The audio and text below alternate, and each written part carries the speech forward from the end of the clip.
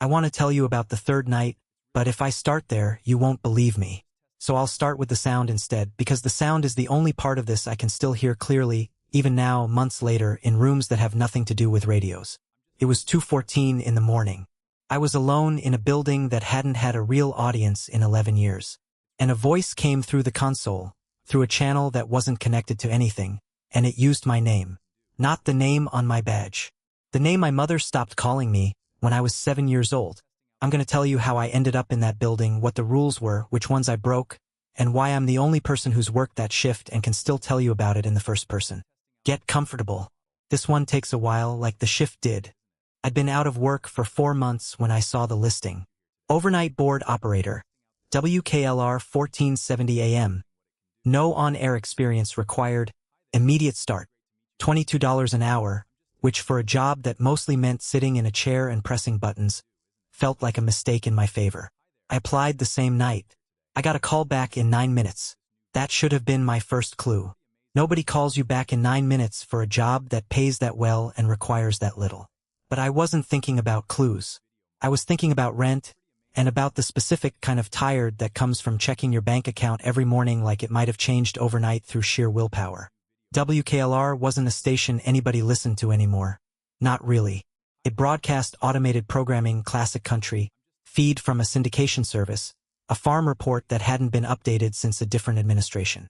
But by federal regulation, a station has to maintain a licensed presence during certain hours, has to keep logs, has to have a human being who can hit the emergency override if something happens. That's what they were paying me for. To exist in a building between midnight and 8 a.m. To be the human being.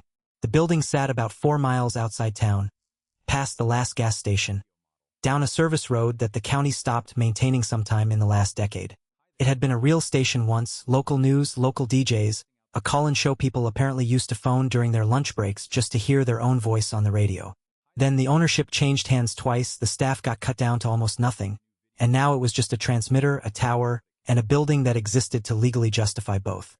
I met my supervisor, the daytime manager, a heavy-set man named Rurik who talked like every sentence cost him something. For exactly 11 minutes before he handed me a laminated sheet and left. "Read this before your first shift," he said. "Don't lose it. There's not a copy." I looked at it in the parking lot before I even started my car. 6 rules. Handwritten originally, it looked like, then laminated so long ago the plastic had gone slightly yellow at the corners.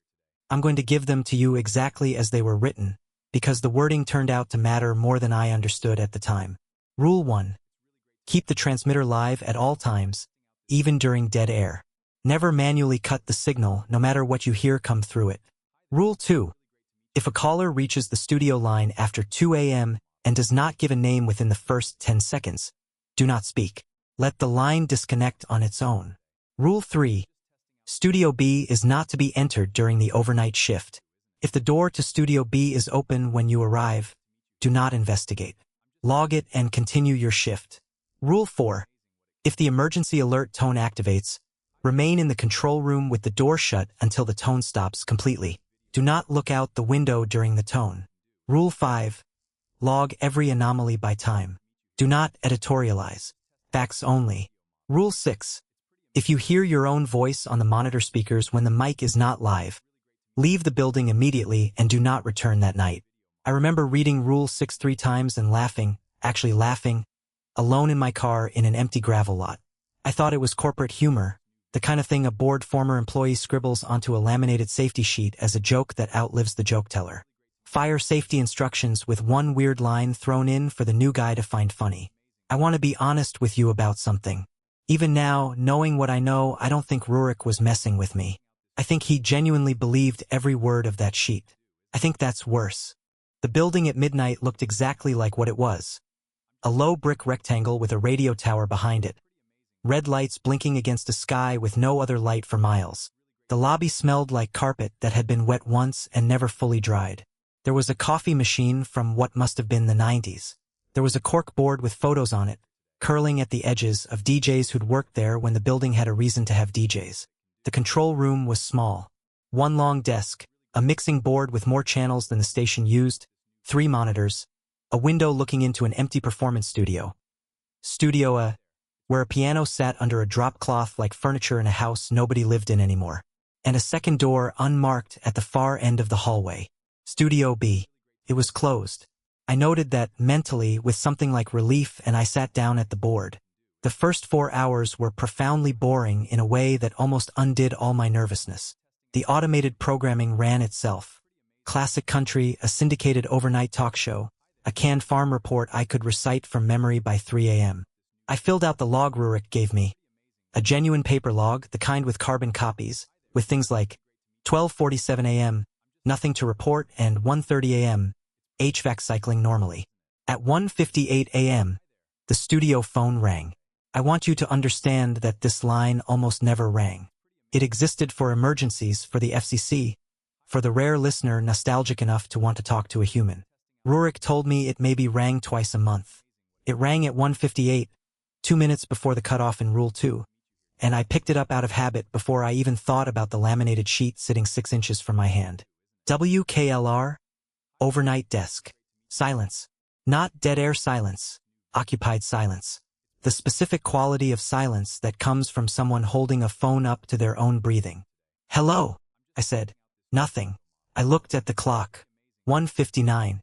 I hung up before it hit 2 o'clock, more out of a vague, unexamined unease than any real understanding of the rule I hadn't broken yet.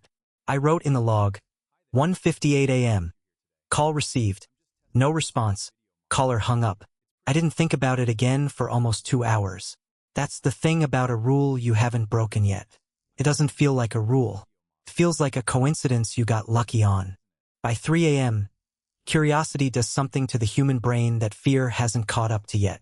I got up to walk the halls, mostly to stay awake, and I found myself standing outside Studio B. It was still closed. The rule didn't say don't look at the door. It said don't enter if it's open, and don't investigate if it's open. It was closed. I told myself that meant I was allowed to be curious about a closed door, the way you're allowed to be curious about a lockbox you have no key for. There was a small reinforced window in the door, the kind meant to let you see into a studio without opening it during a live broadcast. I looked through it. Studio B was set up almost identically to Studio A.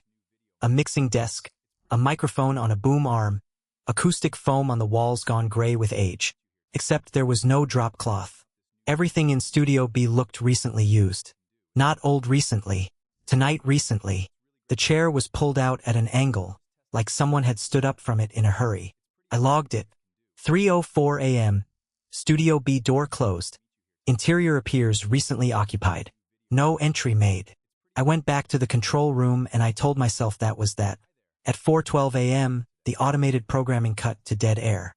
This happens on automated stations sometimes.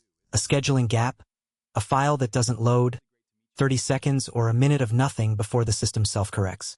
I'd been told to expect it once or twice a shift. I waited for the music to resume. It didn't, not right away. And in the gap, on the monitor speakers, the speakers that only play what's actively broadcasting, what's live, I heard breathing. Slow. Even. Not panicked. Almost patient. I want to be clear that I did not, in that moment, think ghost. I thought equipment malfunction. I thought bleed from another line. Was a rational person, and rational people reach for the boring explanation first because the boring explanation is usually correct. I checked every channel on the board. Nothing was open. Nothing was hot. The only microphone that could have produced that sound was in Studio B, behind a closed door, powered down. The programming resumed at 4:14. 2 minutes of breathing, then classic country like nothing had happened. I logged it, hands slightly less steady than before. 4:12 to 4:14 a.m. Dead air. Audible breathing sound over monitor speakers during gap. Source unconfirmed. No open channels. Rule 5 says facts only, no editorializing. I want you to notice that I followed that rule perfectly for the first 3 nights. I think now that following it was part of what kept me safe for as long as it did. The moment you start writing down what you feel instead of what happened, something on the other end of that feeling starts to feel seen. I didn't know that yet. I just liked rules. I've always liked rules. It's probably why I lasted as long as I did in that building. I almost didn't go back. I want you to know that. I sat in my car in my own driveway for 11 minutes with the engine running, doing the math on how many months of savings I had if I just didn't go back and dealt with the consequences later. Rent 1. Rent usually does in stories like this. I think every person who's ever stayed somewhere they shouldn't have has, underneath the fear, a version of that same math running. Night 2 was quiet until almost 1 a.m., and then the phone rang again. 1:47. 13 minutes before the cutoff. I answered. WKLR? Overnight desk. A voice this time. Male, maybe, though something about it resisted being pinned to an age or a register, like it was doing an impression of a human voice more than being one. Is this a bad time? It asked. I laughed, actually. A stress laugh, the kind that comes out before you decide to let it. No, this line doesn't get much traffic. What can I help you with? I used to work there, the voice said. Nights. Same as you. Oh, okay. Do you want me to pass along a message to Rurik? Or, I want to talk to you, it said. Not him. I want to describe the feeling accurately, because I've had a long time to think about how to describe it. It wasn't fear, not yet.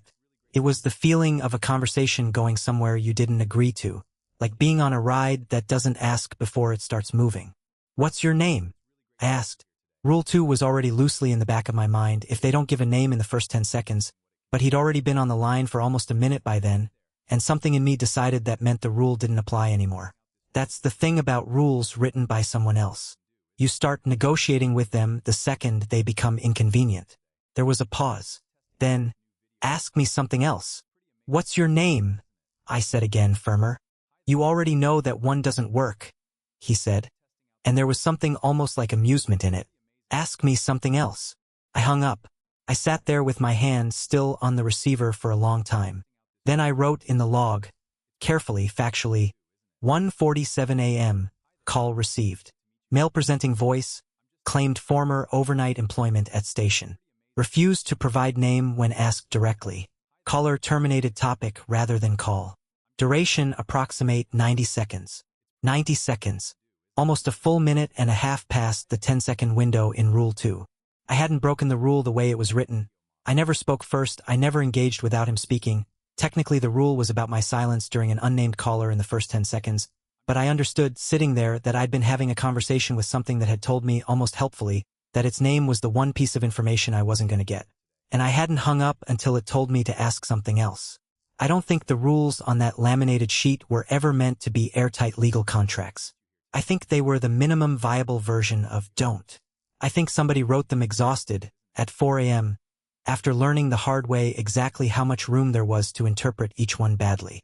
On my next day off, I did the thing I probably should have done before I ever put on the WKLR badge. I looked the station up. Local news archives from 11 years back weren't hard to find. WKLR had gone to a fully automated overnight format after what the article called a staffing incident.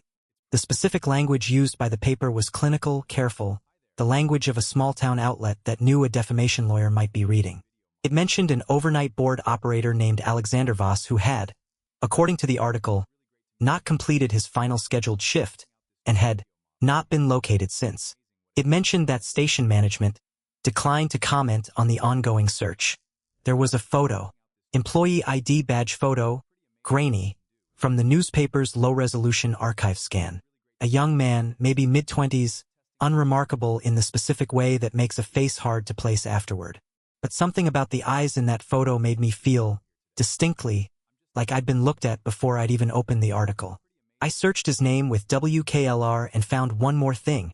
A message board post, 7 years old, in a regional true crime forum, from someone claiming to be a former coworker. It was short. I'm going to read it to you close to word for word, because I've never been able to shake it. People ask what happened to Alec, and I tell them I don't know because that's easier than telling them what I actually think, which is that he's still on shift. Whoever's covering nights out there, if you're reading this, check who's really the one asking the questions during your dead air. I logged nothing about this.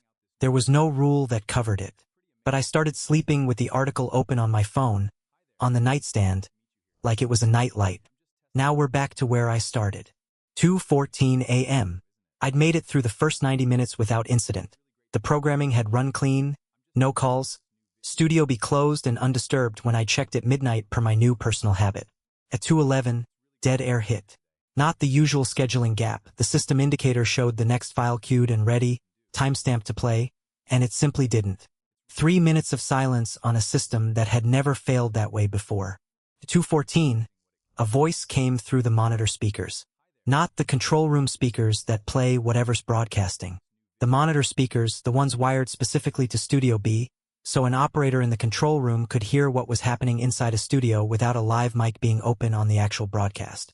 Speakers that, as far as I understood the building's own wiring, should not have been carrying any signal at all while Studio B sat dark, locked, and empty. Used my name. Not my legal name. Not the name on my badge, on my paycheck, on the sign-in sheet by the front door. The name my mother used for exactly the first 7 years of my life, before she and my father split up and she moved across the country, and that particular nickname went with her, into a life I only saw for 2 weeks every summer until I was 17 and stopped going. A name I hadn't heard out loud from anyone in over a decade. A name that existed, as far as I knew, in the memory of exactly one living person who I had not spoken to in 4 years. "Hey," the voice said, in that same almost human register as the phone call. Gentle. Familiar in a way that felt like a violation precisely because it was gentle. "It's loud in here tonight. Come say hi." I did not go say hi. I sat perfectly still in my chair, and I did what Rule 5 told me to do, because in that moment following the rule was the only structure I had left to hold on to. I picked up the pen. My hand was shaking badly enough that the first line came out almost illegible. 2:14 a.m. Voice through Studio B monitor speakers. Used personal nickname not known to station staff or public record. Studio B confirmed closed at midnight check. Remaining in control room. Facts only. No editorializing. I have never in my life wanted so badly to write down how I felt and forced myself not to. The voice spoke again, 3 minutes later, and this time it wasn't gentle. "You don't have to write everything down," it said. He didn't either. Not at the end. I should have left. I want to say that plainly, for anyone listening to this who ever finds themselves in a building at 2 a.m. being spoken to by something using information it shouldn't have. Leave. There is no version of curiosity that outperforms leaving. I didn't leave. I want to be honest about why, because I think the reason matters more than the horror does. I didn't leave because some old, stubborn, rule-following part of me had decided that my job, my actual job, the one I was being paid $22 an hour to do, was to keep that transmitter live and stay in that control room until 8 a.m. Rule 1 doesn't say keep the transmitter live unless something is speaking to you through it. It just says keep it live. I don't think that's bravery. I think that's what 4 months of unemployment does to a person's risk assessment. I needed the job more than I feared the building, right up until the exact night that stopped being true. The emergency alert tone activated at 2:41 a.m. You've heard it before on television, at the top of the hour during severe weather, that flat, deliberately unpleasant two-tone alarm designed to cut through anything else you're doing. It activated on the board in front of me without any weather event, any test schedule, any input from me at all. Rule 4. Remain in the control room with the door shut until the tone stops completely. Do not look out the window during the tone. The control room door was already shut. I hadn't opened it in almost 3 hours. But there's a window, a real one, looking out over the gravel lot toward the tower, and as the tone kept going, past the 15 seconds a rail alert would run, past 30, past a full minute, I felt exactly what you'd expect a person to feel with a door telling them not to look at a window 6 feet away. I looked at the log instead. I stared at my own handwriting. I counted the tone's pulses instead of counting seconds, because counting pulses felt like a task and tasks felt survivable. It lasted 4 minutes and 11 seconds. I know because I counted 300 and some pulses at roughly 1 per second, badly, with a shaking hand, refusing to look up. When it stopped, the studio was silent in the ordinary way again. Classic country resumed on the next scheduled track like a held breath finally let out. I did not look out that window. I want that on record because it's the one rule I never broke, start to finish, and I think it's the only reason I'm the one telling you this story instead of being the subject of somebody else's. I almost quit after night 3. I called Rurik the next afternoon and told him, in the flattest voice I could manage, that I didn't think the job was a good fit. He was quiet for a long moment. Then he asked, "Did you hear anything through the Studio B monitors?" I hadn't told him anything about that. I hadn't told him anything at all beyond, not a good fit. "Why would you ask that?" I said. "Because it's the third question I've had to ask every replacement in 11 years, he said. And every one of them says yes. And every one of them quits after night 3. Except you called me instead of just not showing up, which nobody's done before. So I'm going to tell you something, and then you can decide. What he told me over the next 20 minutes filled in the rest of what the newspaper article and the message board post had only sketched. Alexander Voss had worked the overnight desk for 6 months before his final shift. In his last 2 weeks, according to what Rurik pieced together from the paper logs Voss had left behind. Logs that, unlike mine, had gotten less factual and more personal as the shifts went on. Voss had started responding to the caller. Had started answering when the voice used his name. Had, on his last logged entry, written something that wasn't a fact at all. It said, according to Rurik, who'd apparently read it more times than he wanted to admit, "I don't think it wants me to leave. I think it wants company." He never clocked out that night. The tower kept broadcasting. The transmitter never went dark because nobody manually cut it. Rule 1, obeyed perfectly, by a man who then disappeared from the building entirely, as if the act of never touching the kill switch was the last thing that mattered. "So why?" I asked Rurik. "Do you keep hiring people to sit in that room?" "Because the FCC requires a licensed human presence for us to keep broadcasting legally at all," he said. "And because the tower's been live for 40 years, and because I genuinely don't know what happens to the signal or to this town if that transmitter goes dark for good. I'm not saying that to scare you. I'm saying it because it's the actual, honest reason, and you asked." I went back for a 4th night. I need you to understand that by that point it wasn't about the paycheck anymore. It was about needing to know how the story ended, which I now recognize as exactly the trap Voss must have fallen into 6 months before he vanished. Curiosity doesn't announce itself as a trap. It announces itself as the only reasonable next step.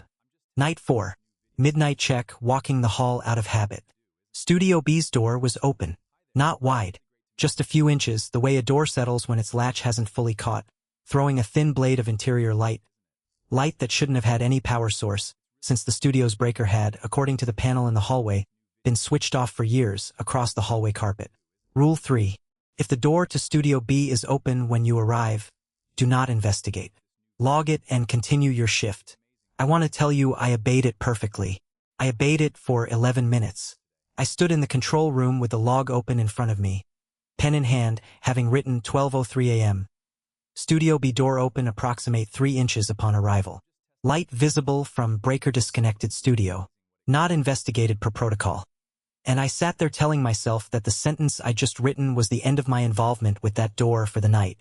At 12:14, the phone rang. I let it ring twice before I picked it up, timing myself against a version of Rule 2 I'd built for myself out of the wreckage of the actual rule. Don't speak first, let them prove themselves. "Hello," the voice said, before I'd said a word. It had my nickname ready before I even lifted the receiver to my ear. I could hear it faintly through the earpiece before I'd fully brought the phone up. "Doors open. You noticed." "I know you noticed. I could hear you stop walking." "What do you want?" I said. Not "who are you?" I'd stopped asking that question. I wanted something more useful than a name I already suspected I wasn't getting. "Same thing Alec wanted, probably," it said. "Someone to talk to who isn't afraid of the logbook. I have to log this call." "I know. I like that you do."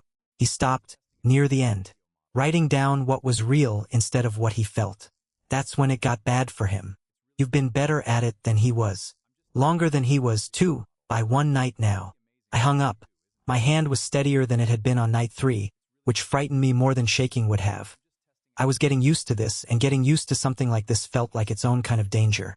I logged the call at 12:14, fax only, and then, because I promised myself I would follow every rule I could still follow perfectly, I did not go near Studio B again for the rest of the shift. The door stayed open those 3 inches, that sliver of impossible light steady in the hallway, until my 8 a.m. relief walked in the front door and I clocked out without a word about it, because Rule 5 doesn't cover conversations, only the log, and some things you don't put in writing even when you're trying to be careful. I want to tell you I never went in. I've thought a long time about how to tell you this part, because it's the part where I stopped being someone the rules were protecting and started being someone who'd decided the rules were a leash I was ready to test the length of. It was night 6. The door was open again. It had started opening most nights by then. 3 inches, same as always, like something testing whether I changed my mind. I'd stopped logging it as an anomaly and started logging it as a fact of the shift, the way you'd log a squeaky floorboard. That, I think now, was the actual violation. Not the door. Deciding the door was normal. At 3 a.m., with dead air running on the main feed and no call yet on the studio line, I stood outside that 3-inch gap and I thought about Alexander Voss's last log entry. I think it wants company, and something in me, some tired, curious, unemployed for 4 months part of me thought, so did I before this job. Maybe I understand him better than Rurik thinks. I pushed the door open. Studio B looked exactly like it had through the window on night 1. Recently occupied, chair pulled out at an angle, except now there was a second chair on the other side of the desk that I was certain had not been there before. And on the desk, next to a microphone that had no business being powered, sat a single sheet of paper. It was a log page, the same carbon copy paper Rurik had given me on my first day, filled out in careful, factual handwriting that was not mine. The last entry read, Night 178. Understand now that the shift doesn't end at 8 a.m. It ends when someone else agrees to sit down. Have been very patient. Would like company. Not lonely exactly. Just tired of dead air with no one on the other side of it. Below that, in the same handwriting, one more line, dated with no time at all, just a blank line where a time should have gone. If you're reading this, you're already further into the shift than you think you are. I did not sit down in that second chair. I want that on the record more than anything else in this story. I backed out of Studio B. I did not shut the door because some instinct told me shutting it might be its own kind of agreement, and I went back to the control room and I did the only thing I still trusted completely. I wrote it down. Facts only. I gave Rurik my 2 weeks' notice the next morning, and he didn't argue, which told me more than anything he could have said. He asked only one thing. That I finish out the 2 weeks because the station needed a licensed body in that chair and he hadn't found a replacement yet, and because, he said this quietly, almost like an apology. It's better if the door hears you're leaving on your own terms. I don't fully understand why. I just know the ones who get pulled out mid-shift don't come back to explain it, and the ones who finish their notice usually do. I don't know if that's true. I know I believed it enough to go back for 13 more nights. The 14th and final night I want to describe carefully because it's the one you're actually here for, and I've made you wait through the whole shift to get to it, the same way the shift made me wait.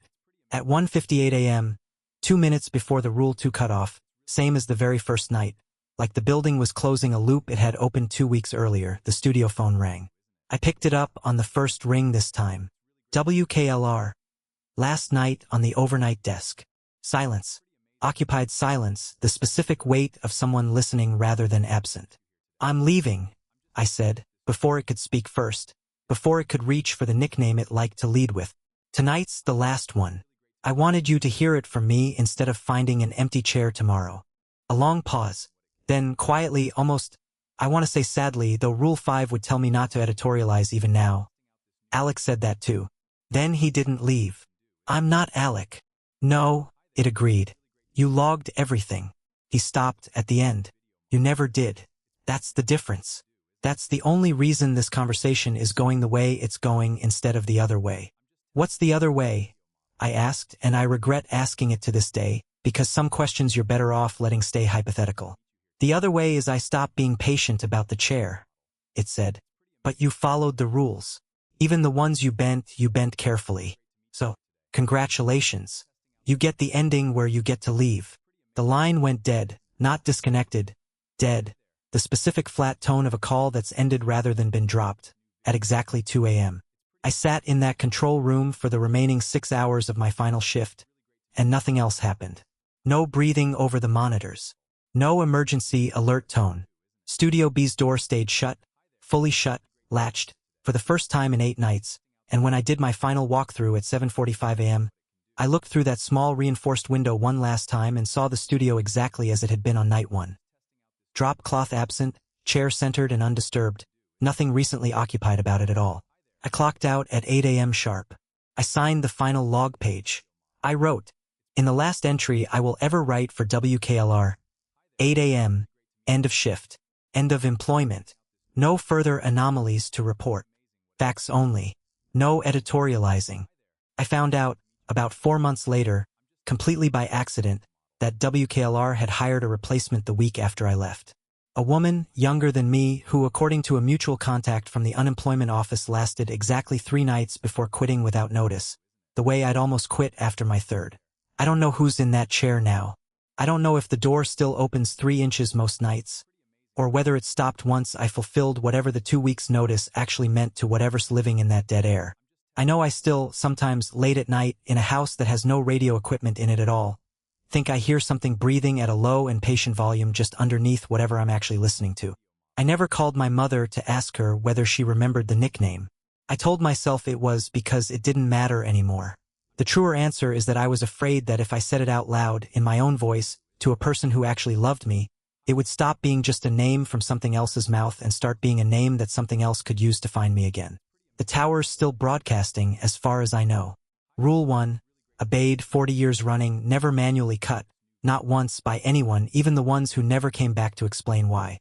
If you're ever driving a service road late at night and you catch a classic country station fading in and out of static, past the last gas station, past where the county stopped maintaining the pavement, I just keep driving. And if you do stop, if you do go in, if a voice ever comes through speakers that shouldn't be live, and it knows a name you haven't heard out loud in years, write it down. Facts only. No editorializing. And whatever you do, don't sit down in the second chair.